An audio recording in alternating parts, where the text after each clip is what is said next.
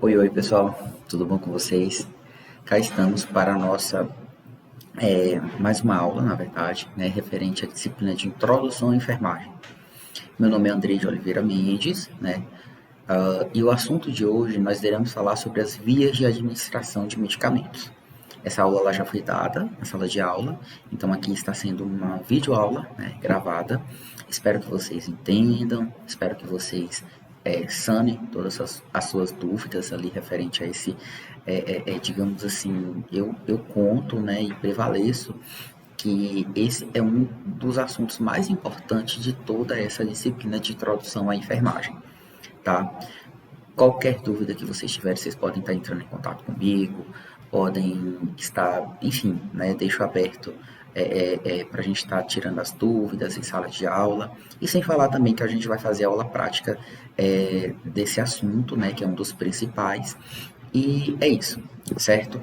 Então, como eu falei, né, o assunto agora é via de administração de medicamentos, e todos, né, é, é, é, todas as vias, né, tem que ter um determinado cuidado, né, no preparo da administração do medicamento. Esse é o ponto principal, no caso, né, ali de um bom começo para as vias de administração dos medicamentos. Então, começando ali pelo preparo, né, e administração do medicamento, que todo medicamento ele deve ser prescrito por um médico, né? Então, para administrar, exige-se responsabilidade e conhecimento de microbiologia, farmacologia e cuidados de enfermagem. Então, deve ser administrado por auxiliares e técnicos de enfermagem, enfermeiros ou médicos, certo? Então, os certos da medicação: paciente certo, o medicamento certo, a hora certa, a via certa, a dose certa, o tempo certo, a validade certa, a abordagem e resposta certa, o registro certo, a orientação certa, o armazenamento certo. Então, três leituras centrais, né, e certas da medicação, que é conferir o rótulo da medicação, primeira vez, né, antes de retirar o frasco ou a ampola do armário ou carrinho de medicamentos. Segunda vez, antes de retirar ou aspirar o medicamento, né, do frasco ou ampola.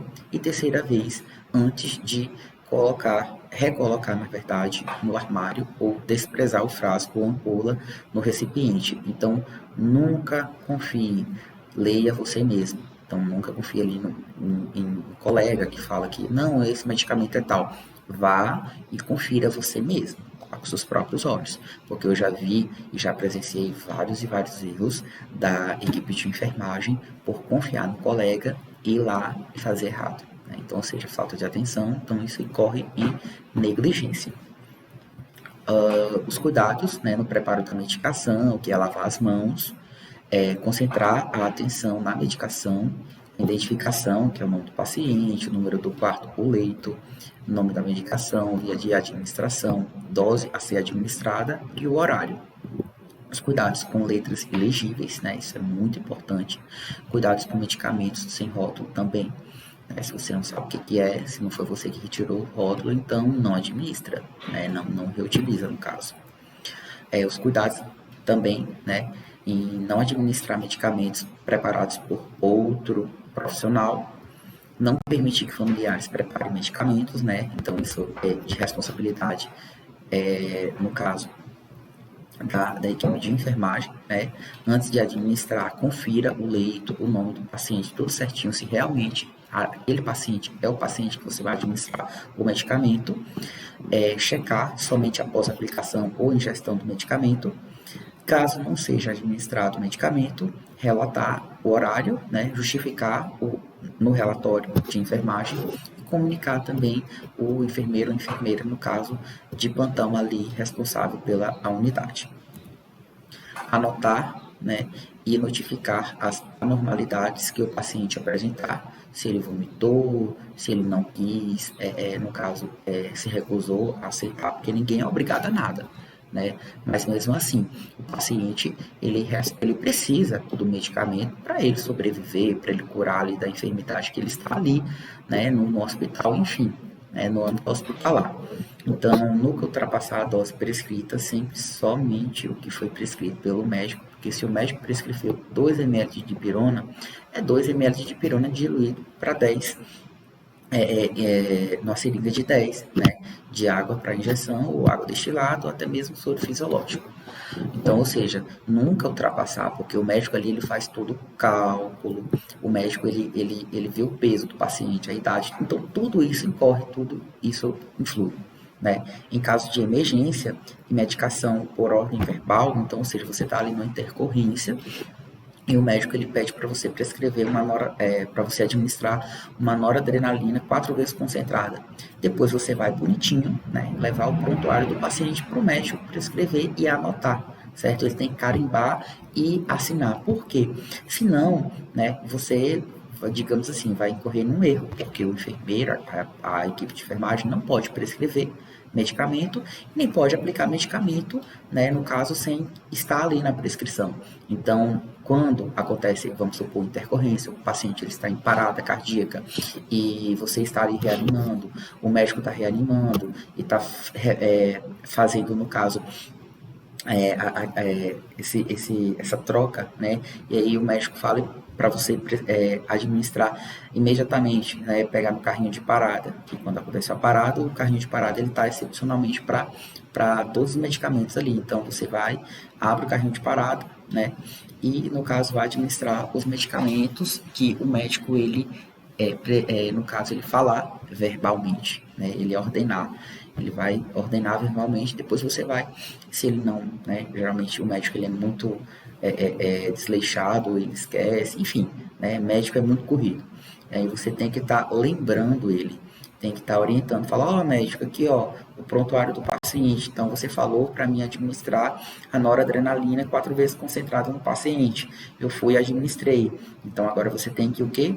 Prescrever, assinar e carimbar, beleza? Em geral, também a prescrição médica ela é válida por 24 horas. Mas isso, pessoal, vai depender muito do aonde vocês vão trabalhar, né, futuramente, no hospital, UPA, SAMU, enfim, PSF de saúde, né? Mas a prescrição médica ali ela é válida por 24 horas no prontuário do paciente que ele está internado. Depois de 24 horas tem que vir uma nova prescrição, né? O médico tem que avaliar e tudo mais. Mas vamos supor, professor, mas e aqueles pacientes que fazem uso contínuo daquele determinado medicamento? Vamos citar aqui um paciente hipertenso, então um paciente diabético. Ele faz o uso contínuo, né, dos medicamentos. Então, esse paciente ele tem uma carteirinha. Então, essa carteirinha já tem ali uma prescrição médica, né? E aí a pessoa ali da farmácia, ela vai só anotar as datas. Geralmente, isso aqui eu só estou comentando com vocês, superficial, mas isso não vai cair na prova, tá? Esse negócio, essa questão aí da carteirinha, né? Do hipertenso, do diabético. No caso, mas em regra, a prescrição médica é válida só por 24 horas nos pacientes ali internados no hospital. Mas pacientes que fazem uso contínuo de determinado medicamento, em regra geral, é 6 meses, ok? Via de administração de medicamentos, né? Temos a via oral, que é a absorção intestinal, né? A absorção sublingual, via parenteral, que é a via intradérmica, via subcutânea, via intramuscular, via endovenosa. A via inalatória, né? Outras vias também, que temos a retal, a ocular, a intranasal e a dérmica. Então, a absorção sublingual, né? O próprio nome já fala, né? Debaixo da língua. A via oral, né? Absorção no trato intestinal, atingindo assim a circulação sistêmica. As vantagens facilita a administração, menos dispendiosa, temos algumas contraindicações, que são náuseas, vômitos, diarreias, pacientes com dificuldade para engolir, né? Então, nesse caso aí, sempre tem uma manobra de enfermagem para você pegar e administrar. Via parenteral, né? Que aí no caso é a intradérmica, a subcutânea, intramuscular e a intravenosa. No caso, a via parenteral, ela utiliza-se agulhas, seringas e medicamentos esterilizados seguindo técnicas padronizadas, né? Então, as agulhas de comprimentos e calibres adequados, né? Exemplo, 30x7, então 30 e 30 milímetros de comprimento e 7, 0,7 milímetros de largura. Então, seringas de 1 a 20 milímetros, técnicas apropriadas para não contaminar, né, os medicamentos, no caso a gente vai ver isso em aula prática. Também aqui temos algumas agulhas, né? Temos algumas seringas, tamanhos, né? Esse aqui é a bureta, no caso. A via intradérmica, que é a via muito restrita, né? Pequenos volumes, no caso de 0,1 a 0,5 mililitros, né? Usada para reações de hipersensibilidade, sensibilidade de algumas alergias, aplicação de BCG, né? Que é a vacina contra a tuberculose, e injeção em ferida no músculo deltoide, né? O uso, no caso, mundial. A via intradérmica, no caso o local mais apropriado, é a face anterior do antebraço, né? Pobre em pelos, possui pouca pigmentação, possui pouca vascularização, tem fácil acesso, né, para a leitura, no caso nessa parte do braço, né, aqui, vocês estão vendo aí na figura meramente ilustrativa.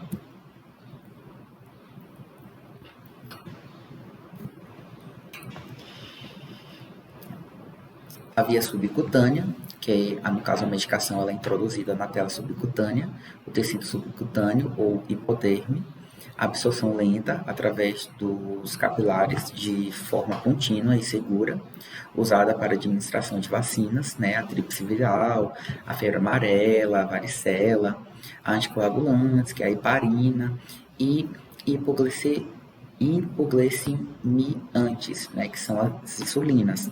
O volume ele não deve exceder a 0,3 mililitros. A via subcutânea, no caso, o local de aplicação, né, teoricamente é toda ela tela subcutânea, locais recomendados, né, menor inervação local, acesso facilitado, maior capacidade de distensão, local do tecido, né, parede abdominal, face anterolateral da coxa, face externa do braço, né, e angulação da agulha. No caso, 90 graus, agulhas hipodérmicas e, no caso, pacientes gordos, e 45 graus em agulhas normais e pacientes magros. Em uso repetido, deve ser revezado o local, né, da aplicação para evitar ali, no caso, machucar o paciente, né, ou então criar ali, no caso, bolhas, coágulos, enfim. A via subcutânea, né, como vocês estão vendo aqui nessa figura meramente ilustrativa, essas partes que estão mais escuras, né, tanto ali no homem quanto na mulher, são digamos assim, são os locais indicados para você administrar a via subcutânea, né? Aqui também, né, mesma forma, a imagem meramente ilustrativa. E temos aqui essa tabelinha, né, de medidas de agulha. Então, quanto menor o número da agulha, quanto mais calibrosa ela é, né, mais grossa, né. Então, temos também a classificação por cor, né, e aí no caso temos a branca, a rosa, no caso a amarela, né, a verde, a preta, a roxa, essa da insulina, né, e temos uma outra menor que é da insulina. Então, esse é o ângulo de 45 graus, né? A via subcutânea, complicações das injeções subcutâneas, infecções inespecíficas ou abscessos, formação de tecido fibrótico, embolias por lesão de vasos e uso de drogas oleosas ou suspensão, lesão de nervos, úlceras ou necrose de tecido, fenômeno de artros, que é no caso formação de nódulos devido a injeções repetidas em um mesmo local, que foi o que eu acabei de falar, né? Que aí no caso você pode necrosar a pele do paciente ali, se você administrar várias vezes no mesmo local. A via intramuscular, né, que é via muito utilizada devido à absorção rápida, porém tem que ser no músculo, né, escolhido, e ele deve ser bem desenvolvido, ter facilidade de acesso, não possuir vasos de grande calibre, não ter nervos superficiais no seu trajeto, né? Então, o volume injetado, no caso, ele depende da estrutura muscular do paciente. A região deltoide, né? Ela vai de 2 a 3 mililitros, que é essa região aqui do braço, né? A região glútea, ela vai de 4 a 5 mililitros, né? Que é a região do bumbum. E a região músculo da coxa, né? Que é o vasto lateral da coxa, ela vai de 3 a 4 mililitros. A região deltoide, né, o músculo deltoide, a região dorsa glútea, que é o músculo glúteo do máximo, a região ventroglútea, que são os músculos glúteo, médio e mínimo, e a região da face anterolateral da coxa, que é o músculo vasto lateral da coxa.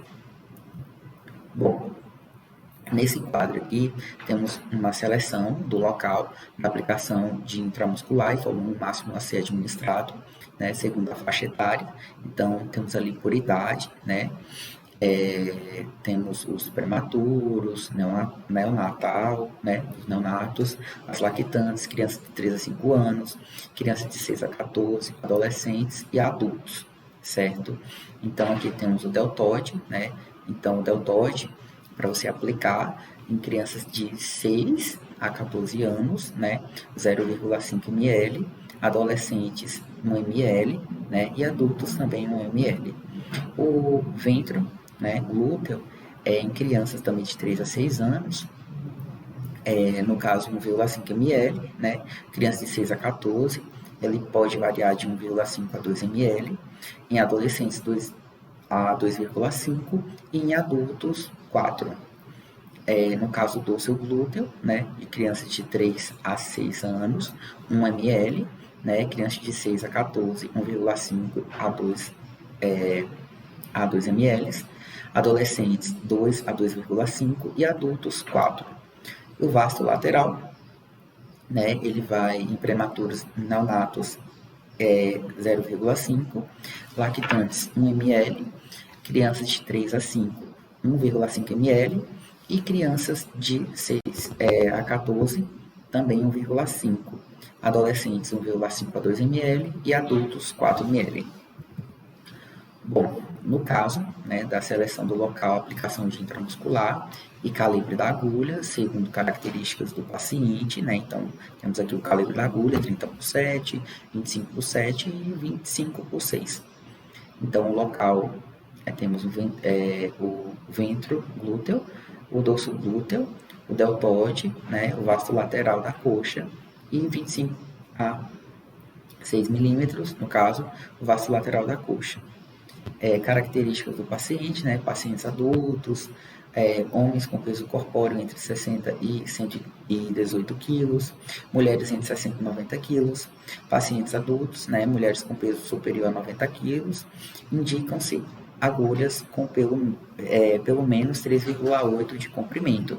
E em crianças, né, a avaliação clínica ela é imprescindível para a tomada de decisão. Então, isso vai depender muito do que do que o médico prescrever e também da criança, do porte da criança, certo? Bom, a prega muscular, né? Então, da forma correta, como tem aí na imagem, né? Então, você tem que realmente, você tem que pegar ela profundo, né? Para você pegar um pouco do músculo. Então, ela é correta, você tem que fazer e abarcar ela bem, né? Então, você tem que usar toda a sua mão para fazer a prega e apertar, certo? Esse é o correto, para você pegar um pouco do músculo. Você não pode pegar só a parte cutânea, né? Então, a via intramuscular, a região o deltoide, né? Ela é muito utilizada pela facilidade de acesso, muitas vezes indicada pelo paciente, localização, né? De 5 a 6 centímetros, o quadro deltóide de 4 dedos, né? Então, a gente sempre faz a medida da ponta do ombro, né? Aqui do osso. Então, você mexe 4 dedos, então é no final do quarto dedo, né? A punção no meio do músculo, no sentido da largura, né? E podem acontecer complicações vasculonervosas, como paralisia muscular, enfim. Então, a via intramuscular, né? No caso do deltoide, né? Ela tem que ser reta a agulha, não pode ser nem 90 graus e nem 45 graus, tem que ser linha reta. Então, a região deltoide, né? Então, essa região que vocês estão vendo aí, então ela é intramuscular. No caso, é intramuscular profunda, você tem que administrar a agulha toda. Nossa, professor, que maldade. Não, gente, infelizmente é o correto, certo? Esse é o correto, né? Você faz a prega e um exemplo de intramuscular, né? Então, o músculo, no caso, o deltoide, né? Como foi falado. Aqui mais imagens, né? Essa aqui é uma aplicação errada, como eu falei, ela não pode ser 45 graus, nem 90 graus, ela tem que ser 100%, né? Ela tem que ser correta, retinho, certo? Por quê, professor? Porque explica pra gente um pouco, por que não pode ser 45 graus, por que não pode ser, no caso, ela tem que ser intramuscular correta, reta também, né? Porque senão você pode ali extravasar alguns vasos, né? Extravasar, no caso, a hipodérmica, né? E, no caso, essa e a tela também subcutânea. Então, ou seja, você, de uma certa forma, ali não está fazendo o correto. Então, você vai administrar o medicamento errado, né? Ele tem que chegar até o músculo. Por isso que o nome é intramuscular profundo. Então, por isso que tem alguns pacientes que queixam, né, de muita dor ali na intramuscular, porque tem alguns profissionais que não administra a agulha até o final e tem que administrar ela até o final, certo? Então, voltando a falar da intramuscular, são contraindicação da região deltoide em crianças de 0 a 6 anos, né? Pequeno desenvolvimento muscular, caquéticos e idosos também não, né? Volumes superiores a 3 mililitros, substâncias irritantes, né? Injeções consecutivas, pacientes com AVC, né? E parestesias ou paresias, né, dos braços, pacientes submetidos a mastectomia ou esvaziamento cervical na região glútea, né, o músculo glúteo máximo, localização no quadrante superior externo, na linha horizontal inicial da prega glútea, a linha vertical no meio da nádega, escolhida para injeção, e a posição ela é decúbito ventral, no caso, maior relaxamento, né, muscular, e decúbito lateral e posição ortostática.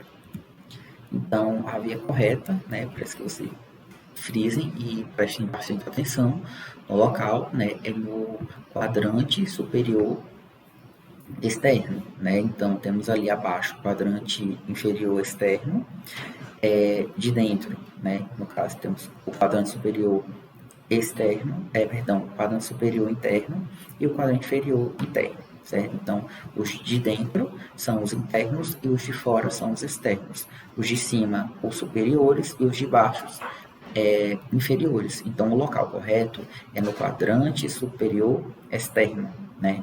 Por quê?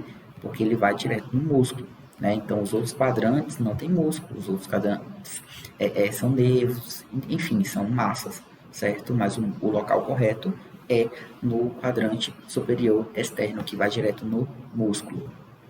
Então, aqui, né, temos mais uma imagem meramente ilustrativa, né, do quadrante superior externo, certo? Então, é incorreto, né, tanto internamente como embaixo, né? Então, o correto é externamente. Aqui também tem outra imagem. A via intramuscular, né, voltando a falar, quando não devemos utilizar a região glútea, né, em crianças menos de 2 anos, principalmente as que não andam, né, porque tem que exercitar, tem que movimentar, né, pacientes com atrofia de músculos, né, da musculatura glútea, no caso de idosos principalmente, com parestesia ou paralisia de membros inferiores, pacientes com lesões vasculares e membros inferiores, as complicações, né, evitar o nervo ciático, o quadrante inferior interno, né, pode causar paralisia de membro inferior, injeção intramuscular em embolias, injeções e abscessos. A região ventriglútea, no caso os músculos, né, glúteo médio e mínimo, a região mais segura e menos dolorosa e a mais indicada para os adultos. As complicações são injeções intravasculares, né, e as embolias, e infecções e abscessos.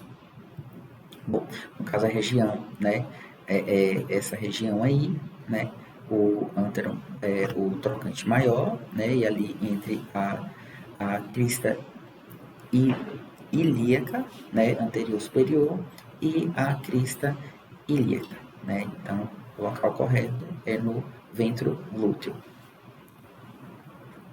Então aqui também nós temos essa imagem, que ela vai falar direitinho, né? Então você sempre faz esse Vzinho quando for administrar, porém não é muito utilizado. O que é mais utilizado é no deltoide, né? No vasto lateral da coxa e no glúteo. A região anterolateral da coxa, né? O músculo vasto lateral, o quadríceps femoral, né? Facilidade de auto-aplicação, cuidado com o nervo fêmur cutâneo, né? A contraindicação em recém-nascidos, principalmente de 0 a 28 dias, a região do fósforo anterolateral da coxa, né? Então é nesse músculo aí, certo? Aqui também tem mais imagens, né? Em bebês, né? Esse é o local correto. E os medicamentos, no caso, agulha de 30 vezes 7 milímetros ou 25 a 0,7. Avaliar antes a seringa compatível com o volume de medicamento, né, de 1 a 5 ml, algodão, álcool 70, luz de procedimento e bandeja, né. Então, esses são os medicamentos, no caso, e o que você vai levar para você fazer a administração. Óbvio que tem que preparar, né, antes da medicação, depois que você preparar, você vai levar ela já preparadinha, né, dentro ali da bandeja e vai fazer sua administração, né. Então, recapitulando aqui, a intramuscular, ela é profunda, né, a subcutânea, ela tem que chegar até a tela subcutânea, mas temos ela de 45 graus e de 90, né, e a intradérmica, que no caso é a intraderme, né, e o tecido subcutâneo. Então, aqui temos algumas complicações na administração de medicamentos via intramuscular. Então, ou seja, quando não chega direto ao músculo, né? E aí você não introduz toda a agulha, tudo isso pode incorrer nessas complicações, né? Então, aqui, ó, nessa primeira figura, nós temos complicações pós aplicação de 18 injeções de diclofenaco de sódio. Então, ou seja, né? Isso aí pode ocorrer. Então, gente, fez uma aplicação de um lado, faz a aplicação de outro, depois faz no glúteo, faz no vasto lateral da coxa, então, ou seja, vai revezando, né? Nessa segunda figura aqui, né, temos a peniculite, né, que é a doença inflamatória que se caracteriza pela formação de nódulos dolorosos no tecido subcutâneo por inoculação de medicamentos. Bom, a via endovenosa e intravenosa, né, é uma via muito utilizada com introdução de medicamentos diretamente na veia, né, de preferência membros superiores, que são os braços, evitar articulações e melhor local, no caso, face anterior do antebraço esquerdo. As indicações são as necessidades de ação imediata do medicamento, necessidade de injetar grandes volumes, e, no caso, hidratação, e introdução de substâncias irritantes de tecidos e a coleta de sangue também para exames, né? Então, essas são as vias, né, endovenosa, e temos aqui, né, as indicações. O tipo de medicamento, né, injetado na veia, são as soluções solúveis no sangue, os líquidos hiper, iso ou hipotônicos, sais orgânicos, eletrolitos e medicamentos. E os não oleosos, né, não devem conter cristais visíveis em suspensão, principalmente, né, no caso da penicilina, ela tem que ser diluída e tem que ser administrada intramuscular. Então, a via endovenosa, né, ela já está falando, é a via temporal superficial, que ela vai até o nosso corpo todo, né? Então, aqui nós temos essas duas figuras, né? Temos tanto na mão, a anatomia aí das veias da mão, e temos também o do braço, né? Então, a via endovenosa, quais complicações podem ocorrer utilizando essa via, né? E quais cuidados de enfermagem. Essa é uma, digamos assim, uma grande questão, né? Que a gente sempre deixa e sempre se pergunta, né? Que são várias complicações, várias e várias e várias e várias que podem ter. Então, pessoal, por hoje, né, é uma aula, digamos assim, um pouco prolongada, um pouco cansativa, mas é uma aula essencial para essa disciplina. Espero que vocês tenham gostado, tá? Até a próxima aula, se Deus quiser, e a gente vai praticar bastante essa aula que foi dada hoje.